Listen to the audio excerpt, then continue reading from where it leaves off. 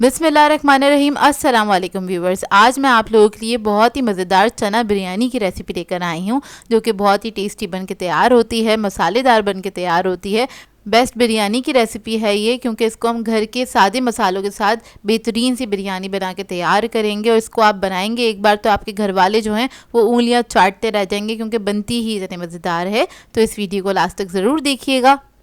तो चलिए ये रेसिपी स्टार्ट करते हैं। तो यहाँ पर हमें सबसे पहले तेल चाहिए होगा। एक पतीली ले ली है, इसमें हम तेल ऐड कर देंगे 3/4 कप के बराबर, यानी कि पौना कप तेल है ये ऐड कर दिया है।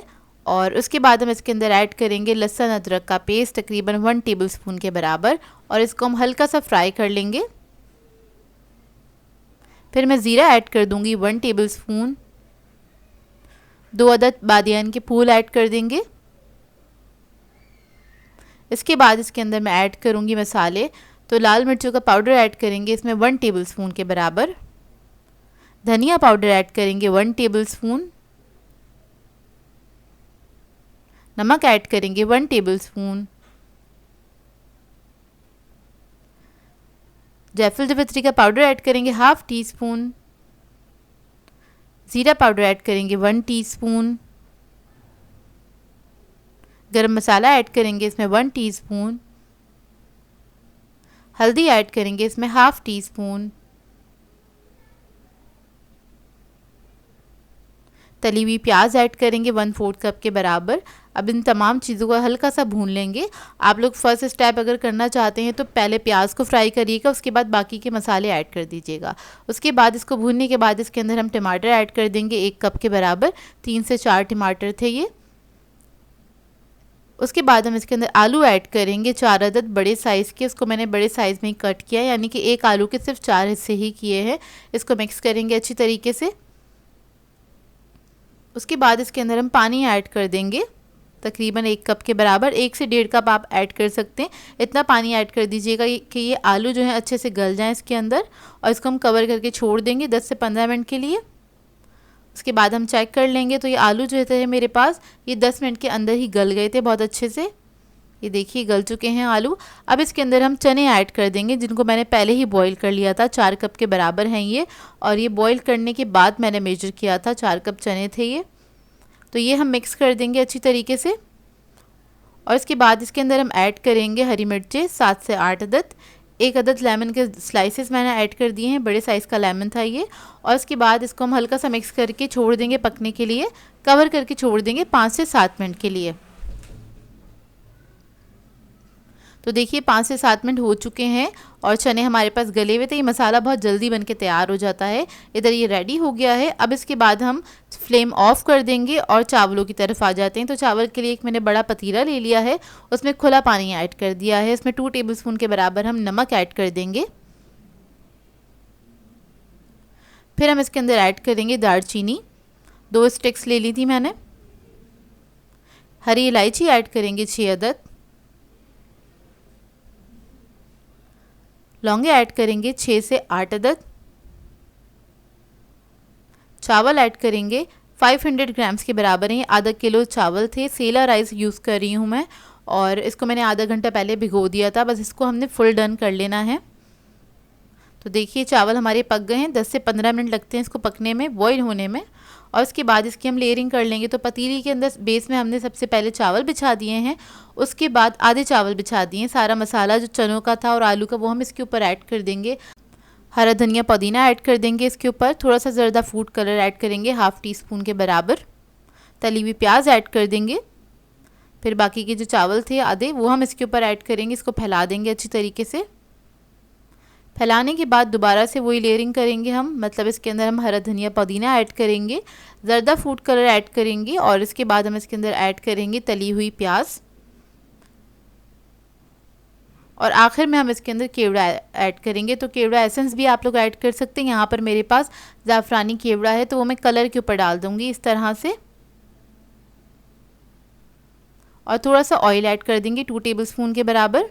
फिर इसको कवर करके छोड़ देंगे। 2 मिनट तेज़ आंच पे पकाएंगे। इसके बाद हल्की आंच करके दम दे देंगे इसको तकरीबन 8 मिनट के लिए। तो देखिए इधर हमारी बिरयानी रेडी हो गई। इधर मैं आपको खोल के दिखा देती हूँ। आपको देखने से ही अंदाज़ा हो जाएगा कितनी मज़ेदार, जूसी और मसालेदार बिरयानी बन के तैयार हुई है ये। इस रेसिपी को आप ट्राई ज़रूर कीजिएगा और अपना फीडबैक भी ज़रूर दीजिएगा। तो देखिए बिरयानी को बस हम इसको सर्व कर देंगे और इसको आप सर्व करने के लिए इसके साथ रायता बना सकते हैं। अच्छी सी एक सैलेड बना लीजिएगा, घर वाले भी खुश हो जाएंगे और आपकी भी तारीफ़ हो जाएंगी क्योंकि ये बहुत ही मज़ेदार बनती है।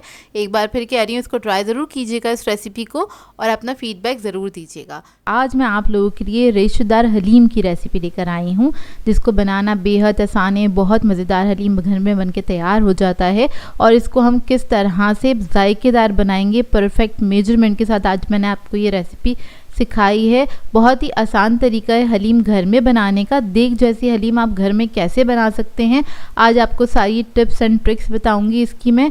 और रेशा किस तरह से आप निकाल सकते हैं, जैसे कि देग वाली हलीम में रेशा नज़र आता है, उसी तरीके से मैंने आपको ये बनाना बताई है हलीम, और बहुत ही आसान तरीके से, ताकि इसको हर कोई फॉलो कर सके। इस रेसिपी को देख के आप फ़ौरन से ये हलीम की रेसिपी बना लेंगे, क्योंकि ये बनती इतनी आसान है और बेहद जायकेदार बन के तैयार होती है। तो इस वीडियो को लास्ट तक ज़रूर देखिएगा।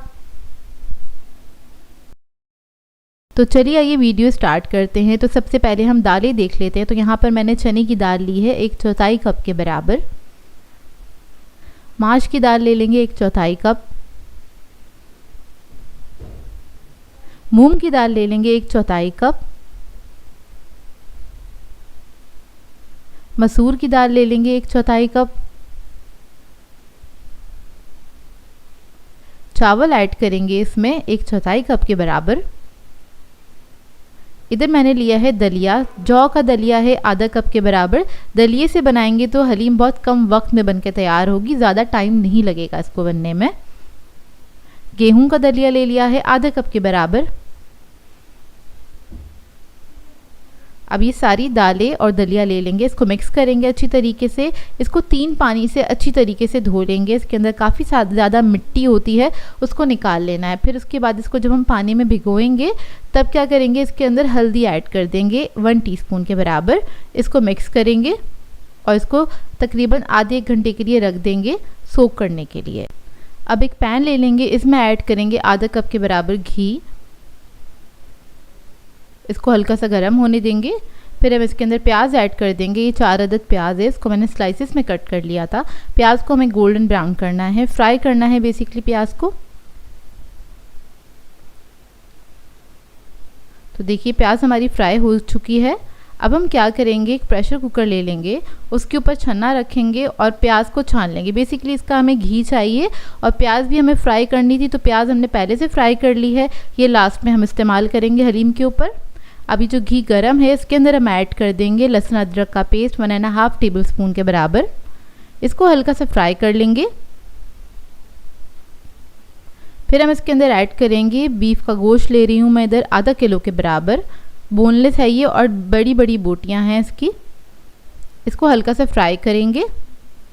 अब हलीम के अंदर जो जायका आता है वो किस चीज़ से आता है वो मैं आपको बता देती हूँ। वो आता है सूप बोन से। ये जो हड्डियाँ होती हैं ना, हड्डियाँ गुड्डियाँ, उससे आता है। तो ये हम 1 किलो के बराबर इसके अंदर ऐड कर देंगे। इसके अंदर नरोठे वगैरह भी होते हैं, थोड़ी बहुत चिकनाहट की बोटियाँ होती हैं, जिसकी वजह से हलीम के अंदर एक्चुअल जायका निकल के आता है। आपकी देग जैसी हलीम बन के तैयार होती है ये। तो देखें, इसको हल्का सा हम फ्राई करेंगे।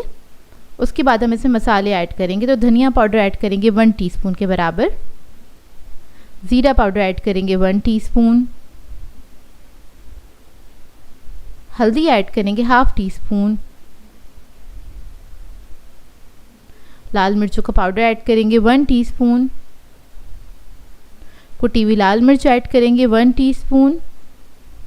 नमक ऐड करेंगे 1.5 टीस्पून। दही ऐड करेंगे 1/4 कप के बराबर। अब इस सबको भून लेंगे हल्का सा।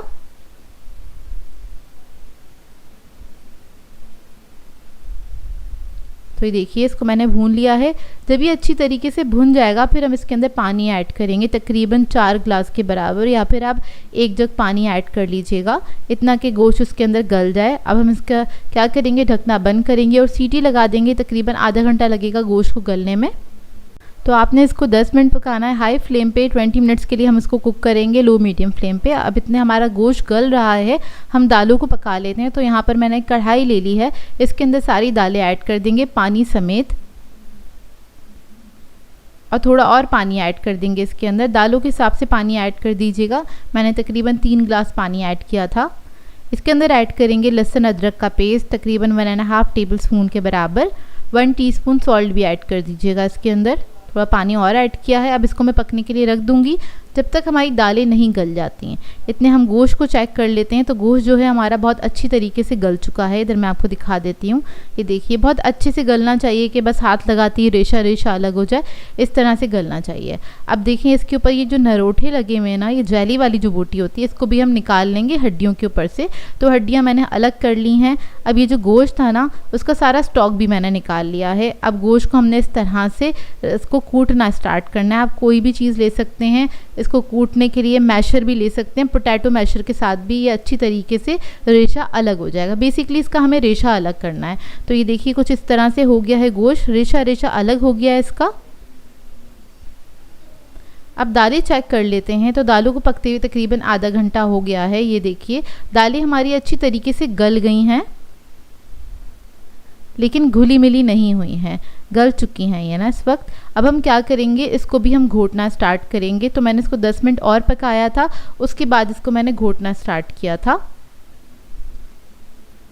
ये देखिए अब बहुत अच्छी तरीके से गल गई हैं। थोड़ी सी कसर रह गई थी तो मैंने 10 मिनट और पका लिया था। तकरीबन दालों को पकने में 40 मिनट्स लगे थे। अब इसी घोटने की मदद से हमने इसको घोटना स्टार्ट करना है। अब आप लोग चाहते हैं इसको और कम टाइम, शॉर्ट टाइम करना, तो आप लोग चाहें तो इसके ऊपर आप ब्लेंडर भी चला सकते हैं, लेकिन देग वाला जो इफेक्ट है वो नहीं आएगा। देग वाली हलीम बनानी है तो आपको इसको घोटने से ही घोटना पड़ेगा। इसमें थोड़ा टाइम तो लगता है, लेकिन ये काफ़ी परफेक्ट बन के तैयार होती है ये हलीम। अब देखिए दालें हमारी अच्छे से घुट चुकी हैं, लेकिन हल्का सा दाना बाकी है। देग वाली हलीम में हल्का सा दाना बाकी रहता है। अब जो स्टॉक हमने निकाला था हड्डियों का, वो सारा हम इसी के अंदर ऐड कर देंगे। इसके बाद इसको हम मिक्स करेंगे अच्छी तरीके से। ये देखिए इसको मिक्स करते ही इसका कलर हलीम जैसा होने लगेगा। मिक्स कर लिया अच्छी तरीके से।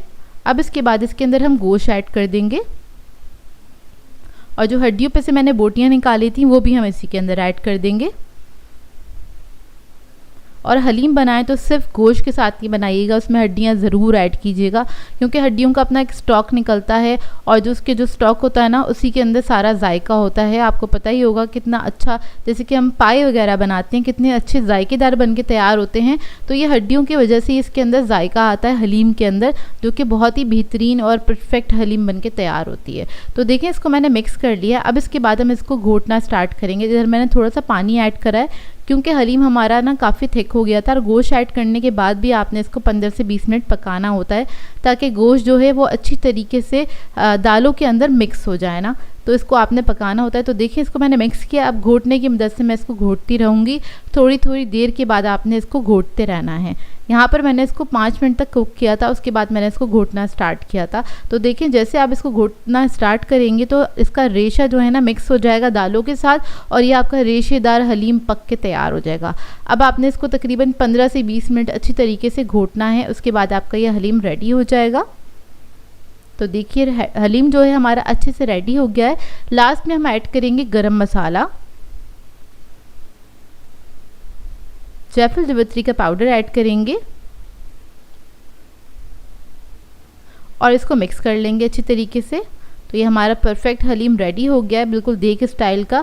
आप लोग इस रेसिपी को ज़रूर बनाइएगा। बहुत आसान सी रेसिपी है, हर कोई इसको फॉलो कर सकता है, और ये बहुत जल्दी भी बन के तैयार हो जाती है, क्योंकि इधर हमने प्रेशर कुकर का इस्तेमाल किया है, और दालें भी हमने बहुत जल्दी से पका ली थी।